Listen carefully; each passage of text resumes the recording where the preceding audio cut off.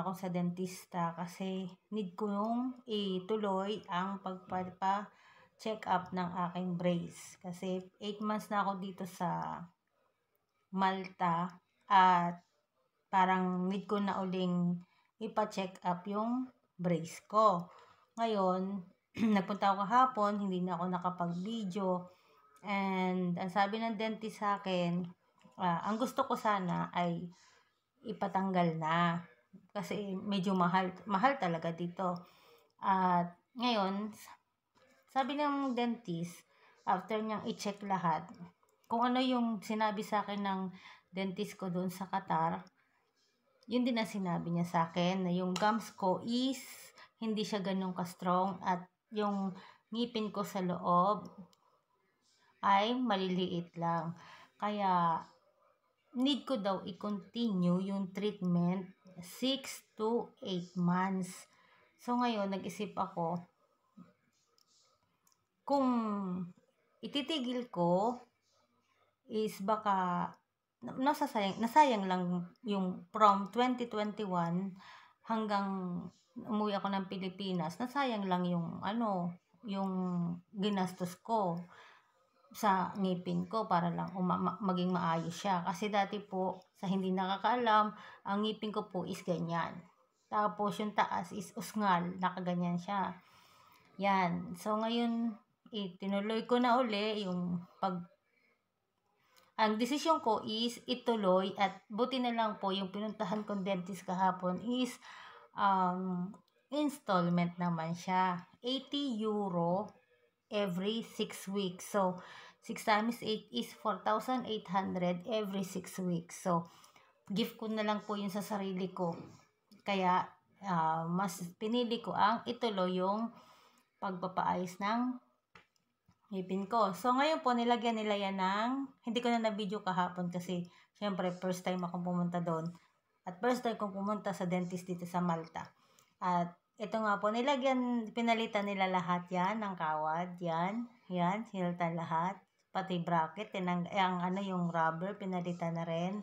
So, ang decision ni dentist is, lagyan ng elastic yan, dito. So, hindi naman po permanently after 6 weeks, babalik ulit ako sa kanya para pero, papalitan po natin yan. Binigay niya ako dito ng pampalit. Ang ko is every evening na lang ko papalitan bago matulog. Yan. Meron siya dito, ganito, pang sundot, para tanggalin siya. Tapos marami siya ditong elastic. Ito yung style. Para elastic ko ba?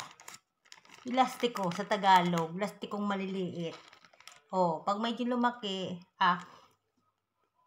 sanri yung maliliit. Maliit sa ngipin, maliit. Pag sa bata, sanrio. Pag tumanda, elastic ko. Yan. Ganito po siya kaliliit. Yan. So, every night, bago ko matulog, palitan ko siya, dalawa lang siya. Yan, ganyan po. Meron pa po dito, puno pa siya. At hindi ko pwede bubuo lahat at baka matapon. So, yan. Kanina, nag-toothbrush na ako, hindi ko siya tinanggal. At, second day ko po ngayon na nakakabit to. At masakit po siya, kaya nag-blender na lang ako ng soup.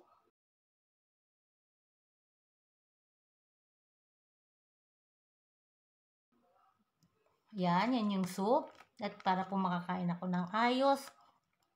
At mamaya is, tatanggalin natin siya. Papakita ko sa inyo pag siya'y tinanggal ko. At pag ikinabit ko po uli. Yan, ganyan po. Ganyan ko po kamahal ngayon ang ngipin ko matapos akong i-bash dati. Yan po. Gagastos talaga ako para sa ngipin ko. Kaya abangan niyo po mamaya pagpapalit natin ng elastic sa aking ngipin.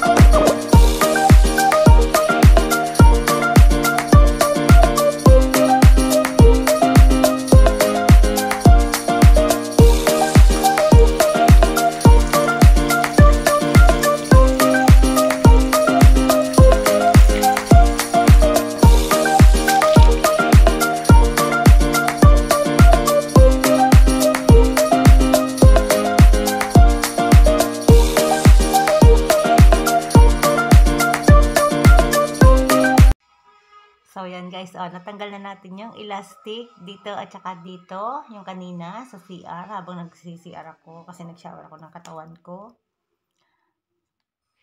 At magkakabit na tayo ng bago. Kasi kailangan palagi pinapalitan. Pero ginagawa ko, every night na lang bago matulog palitan. Maliliit. Kailangan natin maliit lang siya.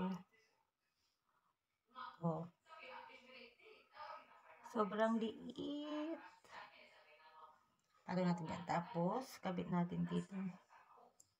Hindi ko alam kung paano, pero I will try my best. Ay, hindi ko kita. Kailangan ko ng salamin. Diyan ka.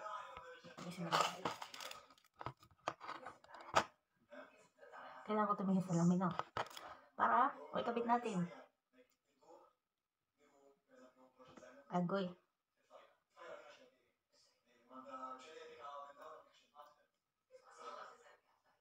Yan.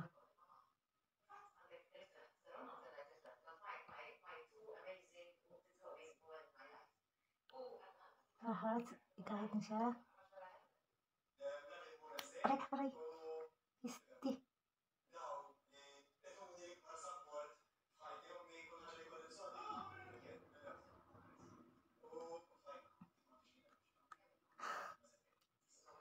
Yun ang hirap pag nabitawan. Na pilantik sa sakit.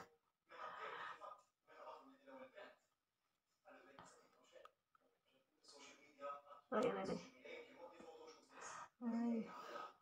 Tiis ganda. Nawala yung isa nila. Ito pala. Tiis ganda lang mga lalaws. Tiis ganda lang. Saka. Tapos siya dyan.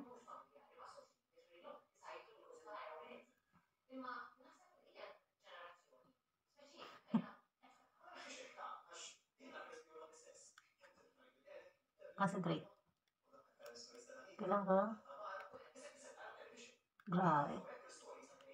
Masyado lang nakatuhi. Yung isang wire.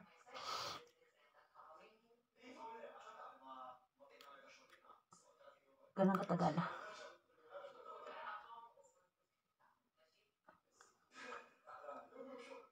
Ay.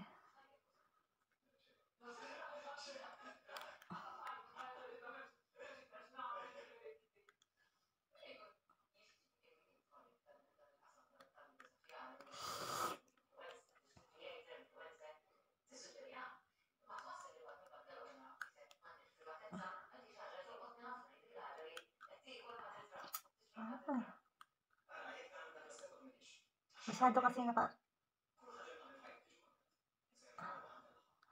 Sayang.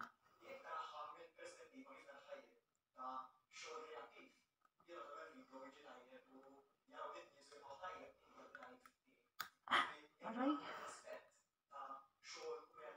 Ang sakit.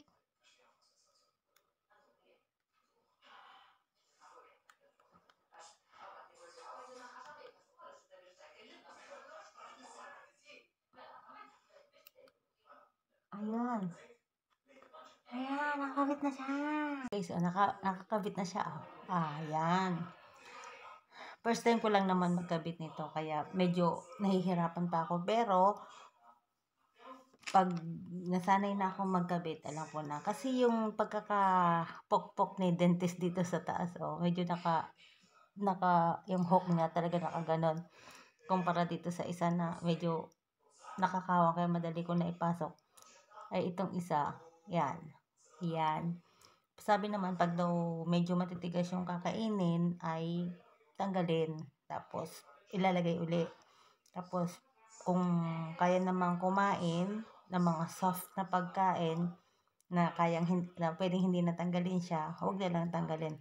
Kasi kailangan daw, nakaganyan yung ngipin natin. Nakaganyan yung akin. Nakaganyan, So, ibig sabihin, nangunguna to, naka-uswad ba ganun. Kaya kailangan pantayin. Gusto ko namang masulit yung nagastos ko noon, kaya tinutuloy-tuloy ko na ngayon.